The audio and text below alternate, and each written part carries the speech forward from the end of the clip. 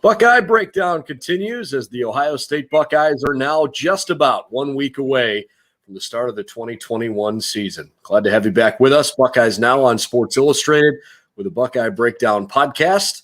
I'm Brendan Gulick along with Andrew Lind. And Andrew, we finally had a chance to talk to the position group that I think a lot of folks have been waiting to hear from for quite a while, certainly throughout training camp. This is a position group in particular that I think has a lot of people's attention because they are as talented as truly anybody in the country. Brian Hartline's got a group at wide receiver that is simply kind of ridiculous. And I've called it a couple of times an embarrassment of riches. He's got lots of great options, and certainly with two guys right away, Olave and Garrett Wilson, that are probably among the best in the country leading that room. I think there's a lot of people expecting big things from this room this year.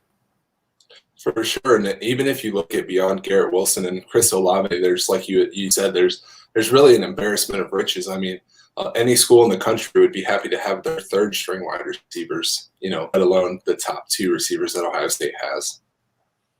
Buckeyes have a couple captains in this room in Olave and in Cameron Babb. I think it's fair to say that true, deep, real Ohio State fans certainly know who Cameron Babb is. Maybe Ohio State fans that are a little more excited seasonally might not know enough about Cameron Babb's story. It might be one of the more inspirational stories we've heard in recent memory within the Woody Hayes Athletic Center.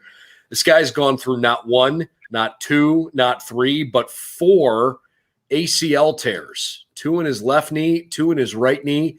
He was elected captain this year. He feels good. I think he's got a chance to contribute.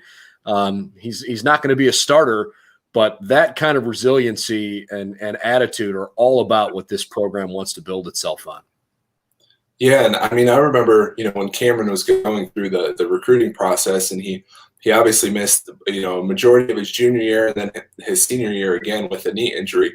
So it was kind of one of those things that it sucked for it to happen, but you saw the resilience that he had in him to continue to get through that and be one of the best wide receivers in the country in high school. And then, he gets to campus, he deals with the various knee injuries again. And it's really just a tough break for him. I don't think he's going to contribute this year because when the injury had happened in the spring, that it takes a while for him to come back. So, maybe toward the end of the year, he'll be able to get on the field. But, him being named a team captain, like we've said, is so much more about the person that he is and just the leadership that he shows and how everybody looks up to him, despite the fact that, like I said, he probably won't contribute on the field. So, to have all these guys that we talked to today mention how much, he means to them and how much of an inspiration it is to see him not give up and just continue to, grow as a person and as a leader, that's really cool to see. Yeah, I think maybe there's an outside chance that he could factor in, but you're right. It's certainly not going to be in a major role on the field. And fortunately for the Buckeyes, they have a lot of really talented options that they can turn to. Let's start with Olave and with Garrett Wilson, and eventually after running through these guys, we'll kind of circle back to Brian Hartline. Olave very easily could have gone to the NFL. He very easily could have, and frankly, he would have been a first or second round pick had he decided to take his talents to the next level. The thing that I think most impresses me about Olave is his humility. He's a fairly soft-spoken guy. You can tell that he's comfortable in front of the media, but not necessarily his favorite thing to do. But easy to see why his teammates really look at him and say, hey, this is how it's supposed to be done. This is a guy that, does all the right things, take care of his business, and he's just never a distraction. Yeah, I think that's the main reason that he contributed so early in his career as well. Having the punt block against Michigan during his freshman year and then also catching 2 touchdown passes in that game. It's kind of one of those things. He came in as a low 4-star, high 3-star recruit. Kind of wasn't really mentioned in many circles, but Ohio State really fell in love with his work ethic and, the type of person he was. So, to keep his head down, continue to work hard to get into those positions. And then even when he is, arguably the best wide receiver in the country, he doesn't feel satisfied. You can just, you see it in the way he talks and just the way he carries himself, is that he's never going to like let something get too big for him. A moment, just his head, any of those things, like they'll never get too big. It's just, focus on the moment and continue to get better every day. I'm glad you brought up the high school recruiting rankings, and Olave in particular was not ranked all that high. It was a common theme within the questions being asked of many of these guys about, hey, you were the number 1 rated recruit in the country coming out of high school at your position, or, you were a top 50 or top 100 guy or whatever. And I really think this room has done a pretty good job of essentially saying, hey, those were really cool honors when you're in high school. It's a whole different ballgame. And Brian Hartline specifically said that he thinks Ohio State has done a fantastic job of recruiting the right kinds of players for this room. There's a lot of really good, talented athletes and guys that have some raw ability that play high school football around the country, but having the right kinds of guys that fit mentally and culturally into what you're trying to build, I think is super important. And when you combine that with some elite ability and some great coaching, you typically see good results. And I think that's what's going on here right now in Columbus.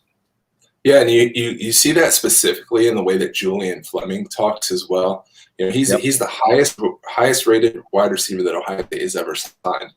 Obviously, I think Ted Ginn would have been higher, but he was a cornerback by all the major recruiting services. But it's one of those things. He came in and he could have started anywhere in the country as a true freshman, but he came in, dealt with a shoulder injury, and the way he talked today, he said, I was a 5-star recruit, I was a highly rated prospect. But once I got here, that absolutely meant nothing. And it was interesting to hear him say that, just because, there's so many times that, to your point with recruiting the right kind of people, that somebody comes in and says, hey, I'm a very good player. Like I should be starting right now. Like I should be making an impact. And he basically said, you have to earn that. And, it breaks you down the moment that you come to campus, you're on a college campus instead of being a high school recruit. Like it spoke volumes the way that he talked today.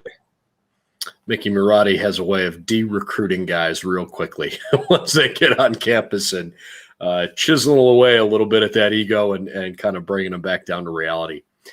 Let's talk Garrett Wilson for a second, because for as heralded as Chris Olave is, and for as outstanding as his career has been so far, Garrett Wilson is silly good.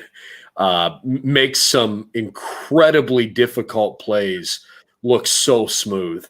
And now that he is in a more prominent role this year, I just can't wait to see the way he bursts onto the scene. Yeah, is it a weird question to ask, like to say like he would be, the top player on the team possibly if he wasn't somebody, on Ohio State, if that makes sense. Like he's just so good, and he didn't have Chris Olave on the team with him as well, he would be getting even more attention. So yeah, it'll be interesting to see how they, continue to feature them both and get them both involved. But like individually, it's crazy to think just the amount of talent that they have. Well, and then Jackson Smith and Jigba, who's going to start in the slot.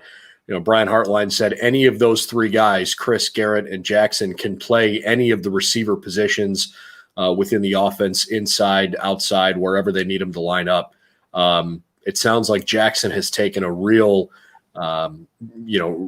approach into bettering his blocking during running plays.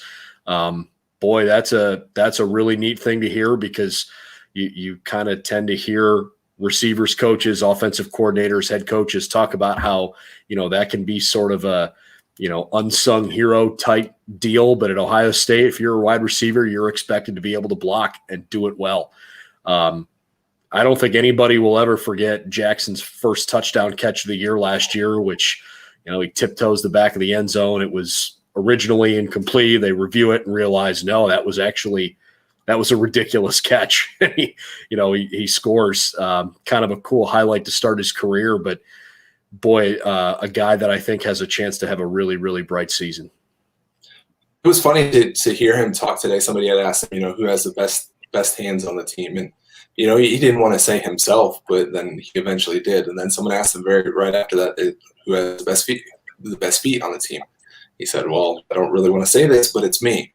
And it makes me like think like it's crazy that, you know, this kid who maybe wasn't as highly rated as Julian Fleming, but came in and made an immediate impact, even on a team that includes, you know, Chris Olave, Garrett Wilson. And if he continues to mold his game and be an all-around receiver, that's only going to continue to show like on the field.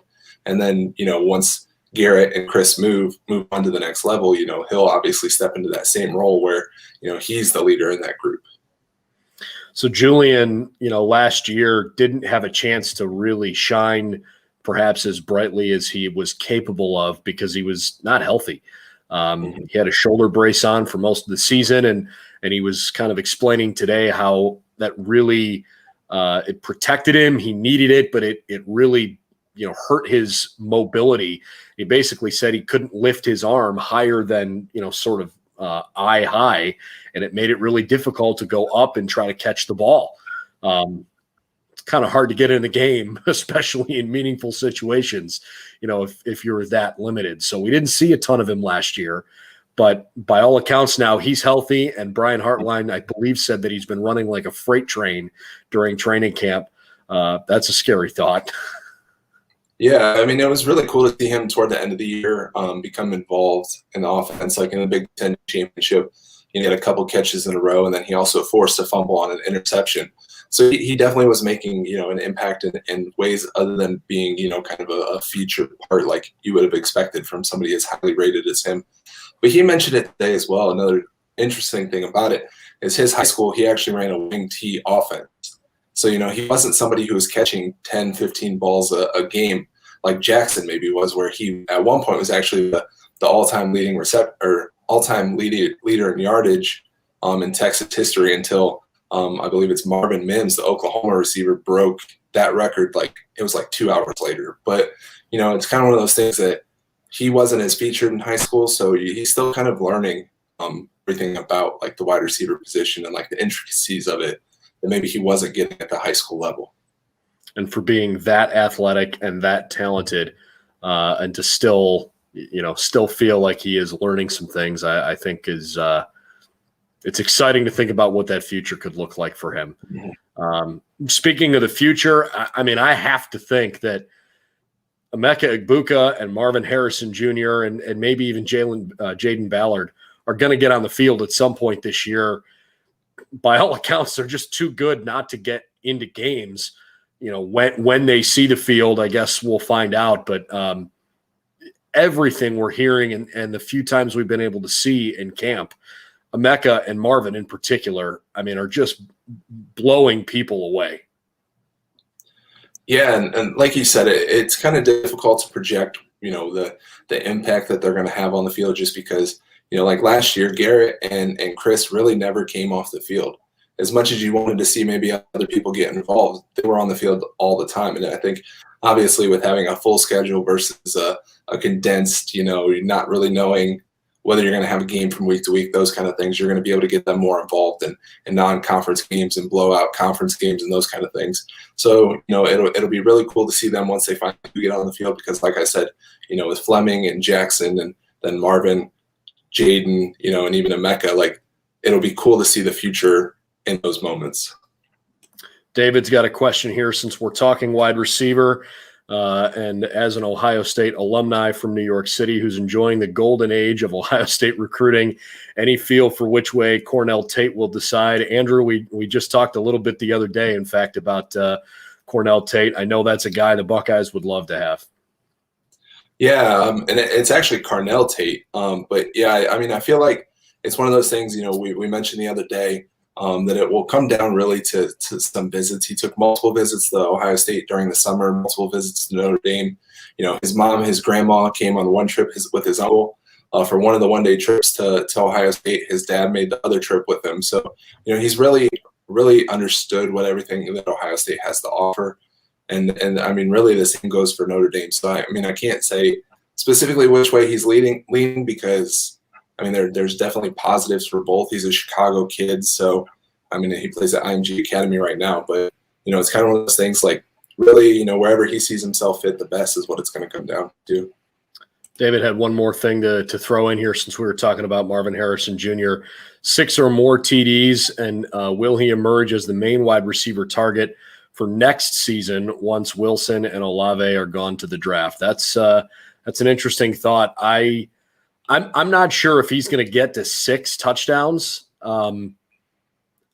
There's only so many plays and so many things to go around, and I say that not just because of the receiver room, but also I think Ohio State's running back room is as deep this year as it's been in a few seasons, because Master Teague and Mayan Williams, and I believe Travion Henderson, a true freshman from Virginia, I think those guys are all going to get some legitimate touches.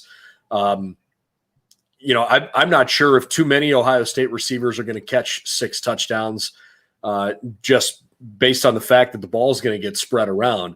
It's not a condemnation of ability. I think Marvin Harrison Jr. could absolutely be one of the leaders in that room next year, even if he doesn't catch 6 touchdowns. But yeah, it's going to be, I think it's going to be hard unless, the Buckeyes find themselves in high scoring, but tight games where they've got to leave, Olave or Wilson or whomever on the field for a while. It might be difficult for anybody to start racking up some really silly numbers. Yeah, especially for that, the second and third team parts of the offense. I would actually be really surprised if he had, half of that, because, like you mentioned, the running backs room is very deep and very talented. So, in garbage time, they'll probably be the ones that are getting a majority of the ball will be going to them a majority of the time. You're going to run the ball, try to run the clock out. And then really, on top of that, you have to factor in the tight ends too. And the tight ends room is actually pretty deep, even though they did lose 2 players last year in Jake Hausman and Luke Farrell. It's kind of one of those things that Jeremy Ruckert is probably going to be the beneficiary of a lot of those red zone, looks. And then beyond that, Kate Stover, G. Scott, Joe Royer, you would expect them to be involved even more, maybe than the third or fourth string wide receiver. And I think perhaps it's fair to at least just point out up front that, we have plenty of reason to believe in CJ Stroud and Kyle McCord and Jack Miller and whatever combination of quarterbacks the Buckeyes end up going with throughout the course of the year. Certainly Stroud's the starter and until something would prevent him from starting, whether it's poor performance or injury or whatever, he's the guy. It certainly sounds like, in talking to the receivers today, they feel that CJ has really elevated their room. Brian Hartline said as much as well. But, until you go out and do it, you got to wait and see exactly what it looks like. And to just assume that as a quarterback that CJ Stroud is going to do exactly what we saw the last 2 years from Justin Fields, that might not be a fair measuring stick. He very well might be able to do that. And he certainly has the talent around him to put up some gaudy numbers. But I just think we should pump the brakes a little bit on thinking that CJ is suddenly going to just slide right in and do exactly what Fields did the last 2 years, because Justin Fields is a legit talent. And maybe CJ can do that. But I just think we should pump the brakes on that a little bit. It kind of takes me back to when Justin first arrived. If you remember, there was an ongoing quarterback battle until 3 weeks into, I think it was the exact same number of practices in fall camp 2019 as it took for Ryan Day to name CJ Stroud the starter in this year's fall camp. So, it's kind of one of those things, like, going into that year, did we expect Justin to have the kind of season that he had then either? I don't know if that was necessarily the case. So, it's really a matter of, taking what he is doing in practice, because they talk about how he's putting the ball on target, that he's leading them how he's supposed to, both, in passing and leadership itself. So, like you said, it's kind of just a matter of putting it on the field, and luckily we'll find that out in 8 days. 8 days. That's crazy. We are awfully close to Buckeye football. In fact, training camp is essentially over at this point, and now it's week 1 preparations for the Buckeyes. We've had a chance to talk with every position group, I guess, other than the kickers, Jesse Mirko, who will be Ohio State's punter this year. But we've kind of run the gamut now of different position groups. We've talked with coordinators. We've heard from Ryan Day. We've got the quarterback, battle settled. It seems like a good number of the position battles. Everybody kind of feels good about where they're at. By all accounts right now, the Buckeyes feel good about going into the regular season and getting ready to start what they hope will be a college football playoff run and perhaps a national championship berth again in 2022.